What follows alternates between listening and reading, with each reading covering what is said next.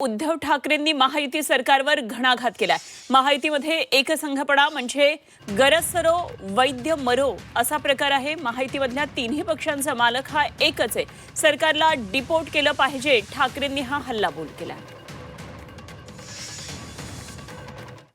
महायुती काय तुम्ही म्हणालात, एक संघपणे एकत्रितपणे नाही, हा शब्द फार महत्वाचा आहे। त्याला दोन्ही बाजूला कॉमा करा, कारण ते आता जे काय त्यांचा जो दिसलेला एक संघपणा तो त्यांची गरजसोर आणि वैद्यमरो आहे। आता या निवडणुकामध्ये त्यांचं भांडण करून झालेलं आहे, फोडाफोडी करून झालेले आहेत। महापालिकेत त्यांना काही करून कब्जा पाहिजे आणि कब्जा मिळवण्यासाठी ते कोणत्याही थराला जाऊ शकतात। तो थर त्यांनी यावेळेला दाखवलेला आहे।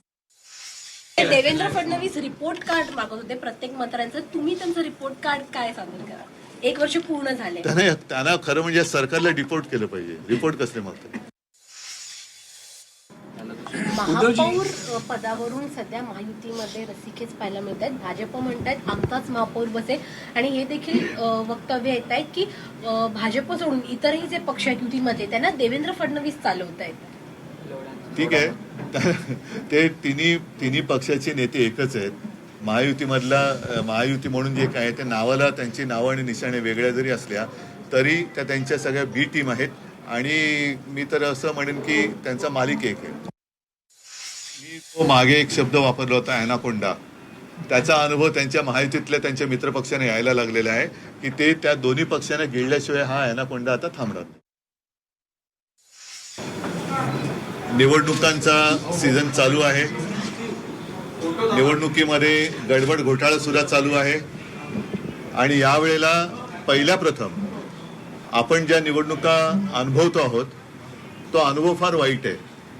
म्हणजे नगर परिषदा, पंचायत, जिल्हा परिषद, महापालिका, पालिका या सगळ्या निवडणुका येत्या 31 जानेवारीच्या आत ह्या असं सर्वोच्च न्यायालयाने निर्णय जरूर दिलेला आहे, आदेश जरूर दिलेला आहे। पण अजूनही मुंबई आणि इतर शहरातल्या मतदार याद्यांमध्ये जो प्रचंड घोळ आहे त्या घोळाबाबत तसं कोणीच बोलत नाही। त्याच्याबद्दल सुद्धा सर्वोच्च न्यायालयाने लक्ष द्यायला पाहिजे, स्वतःहून लक्ष द्यायला पाहिजे। जर तुम्ही आम्हाला कायदे दाखवणार असाल तर मग उपमुख्यमंत्री पद हे तत्काळ रद्द केलं पाहिजे, कारण असं संविधानामध्ये कुठेही तरतूद नाही।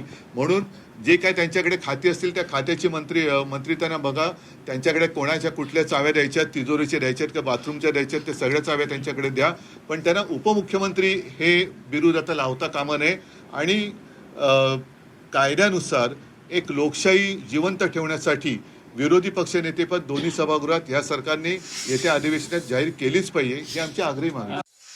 नेते पद हे त्यांनी द्यायलाच पाहिजे। त्याबद्दल आम्ही पहिल्याच अधिवेशनामध्ये मागणी केली होती। 1 वर्ष होऊन गेलं, 1 वर्षात सरकारने काहीही केलं नाहीये जाहिरातींशिवाय, आणि तरी देखील 1 वर्ष झाले।